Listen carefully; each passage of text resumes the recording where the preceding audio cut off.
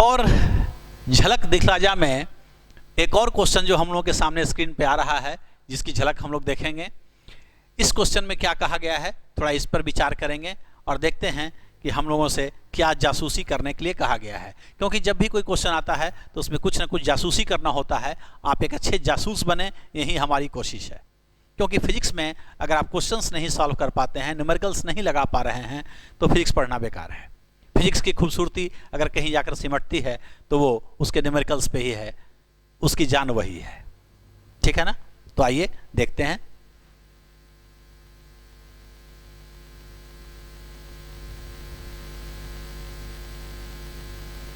Question ये है कि one end of A taut string of length 3 meter along the x-axis is fixed at x बराबर 0.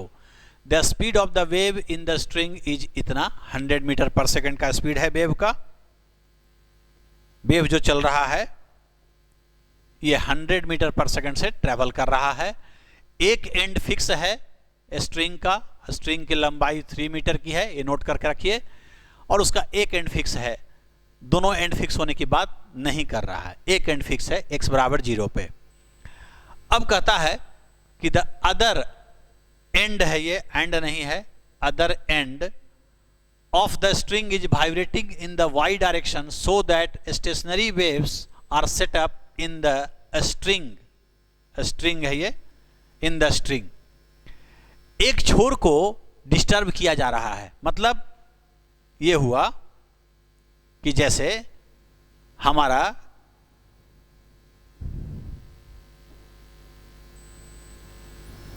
ये y axis है, ये x एक्सिस है। तो स्ट्रिंग का एक छोर यहां पे फिक्स है, ये y एक्सिस, ये x एक्सिस, स्ट्रिंग का एक छोर ऑरिजिन पे फिक्स है। सपोज कीजिए कि यही स्ट्रिंग है और इसके दूसरे छोर को पकड़ करके हिलाया जा रहा है y डायरेक्शन में, ऐसे ऐसे वाइब्रेट कराया जा रहा है। ये क्वेश्चन कह रहा है कि vibrating in the y directions, यहां पकड़ के हिलाइए ऐसे ऐसे। तो इसमें स्टैंडिंग वेव का फॉर्मेशन हो रहा है। ये क्वेश्चन कह रहा है कि उसमें स्टैंडिंग वेव हो रहा है और होना भी चाहिए। यहां से वेव जब जाएगा टकरा करके लौटेगा, यहां पर जो हम लोग फिक्स किए हैं, तो जाने वाला वेव और आने वाला वेव मिल करके स्टैंडिंग वेव का फॉर्मेशन करेगा। तो कहता है कि the possible wave forms of these stationary waves are, ये जो स्टेशनरी वेव बनेगा उसका इक्वेशन क्या होगा, ये हम लोगों को पकड़ना है। देखिए कैसे पकड़ेंगे इसको, कैसे सोचेंगे हम लोग क्वेश्चन को। सबसे पहले जब x बराबर 0 पे ये फिक्स किया गया है, इसका मतलब है कि यहां पे हमेशा नोड बनना चाहिए। एट x नोट कर लीजिए। देखिए फिजिक्स सॉल्व करने का सबसे बेहतरीन तरीका है कि जो जो दिमाग में बात आए उसको लिखते चले जाइए। ऐसा नहीं होता है कि सारे क्वेश्चंस को पहले सॉल्व कर लिए और उसके बाद फिर उसको लिख दिए कॉपी पे, ऐसा नहीं होता। आपको जो जो समझ में आ रहा है उसको आप करते चले जाइए, क्वेश्चंस खुद बन जाएगा। तो देखिए हमें ये समझ में आया कि x बराबर 0 पे नोड बनेगा। तो आइए एट x बराबर 0 क्या बनेगा भाई, तो नोड बनेगा। ये नोड है। अब हम देखेंगे कि किस इक्वेशन में नोड बनता है। और नोड कहां बनता है, जहां एम्पलीट्यूड 0 होता है। एम्पलीट्यूड कैसे देखते हैं, जिसमें x का टर्म हो। तो अगर हम देखें इन इक्वेशंस में, तो यही हमारा ये जो x वाला पार्ट है, यही सब हमारा एम्पलीट्यूड है। तो x बराबर 0 पे एम्पलीट्यूड यदि हम 0 करेंगे तो सभी में 0 हो जाएगा, क्योंकि सभी में साइन है। तो साइन पाई x, तो x 0 रखेंगे तो साइन 0 0, इसमें भी साइन 0 0, इसमें भी 0, इसमें भी 0। तो चारों इक्वेशंस में नोड बनता हुआ दिखाई दे रहा है x बराबर 0 पे। तो यहां से हम नहीं पकड़ पा रहे हैं कि चारों सही है या कोई एक है या दो है या तीन है। ठीक है, ये तो सबको सब सेटिस्फाई कर रहा है। अब कहता है कि इस छोर को जब हम हिला रहे थे, दूसरे छोर को, तो ये तो हमेशा एंटी नोड बनेगा। क्या बनेगा, एंटी नोड, चूंकि इसको तो हमेशा हिला रहे हैं। और ये धागे की लंबाई कितनी है, तो 3 मीटर की है। इसका मतलब at x is equal to 3 always an anti node बनना चाहिए, एंटी नोड। और एंटी नोड कहां बनेगा, जहां पे डिस्प्लेसमेंट की वैल्यू मैक्सिमम होगी।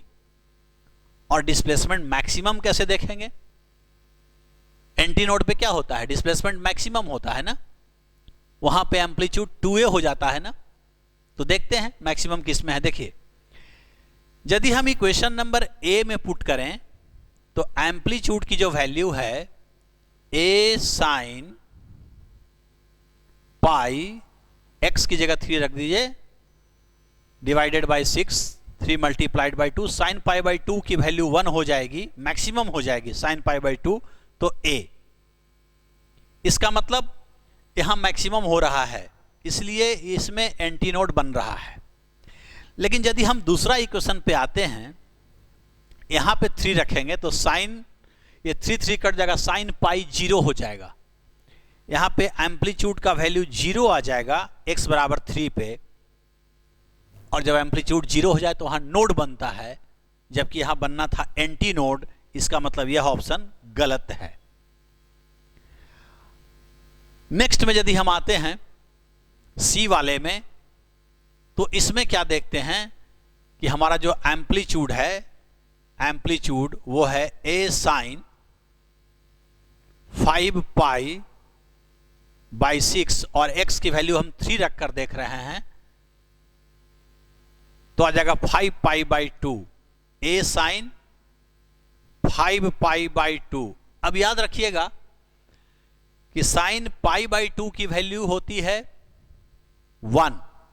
कितनी होती है? 1। साइन पाई बाई 2 की वैल्यू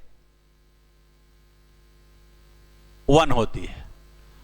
अब याद ये रखिएगा कि यहां 1 पाई बाई 2 है ना, इसमें 4 जोड़ते जाइए, 1 प्लस 4 5 पाई बाई 2 भी 1 होगा। फिर इसी क्रम में जोड़ते चले जाइए 4, तो 1 के बाद 4 जोड़े तो 5 आया, फिर 9, 9 के बाद फिर 4, 13, ऐसे। तो ये सभी पाई बाई 2 1 होते हैं, तो यहां पे ये 1 हो जाएगा। 1 हो जाएगा यानी कि मैक्सिमम ले रहा है, साइन की वैल्यू मैक्सिमम हो रहा है, 1 आ रहा है। इसका मतलब एम्पलीट्यूड मैक्सिमम आ रहा है, मतलब इसमें भी एंटी नोड बनेगा, सी में भी एंटी नोड बनेगा। अच्छी बात है। डी ऑप्शन पे यदि हम आते हैं, यहां पे एम्पलीट्यूड की जो वैल्यू है वो है हमारा a साइन 5 पाई बाई 2, और x की वैल्यू 3 लेकर सोच रहे हैं, यानी कि ये हो गया a साइन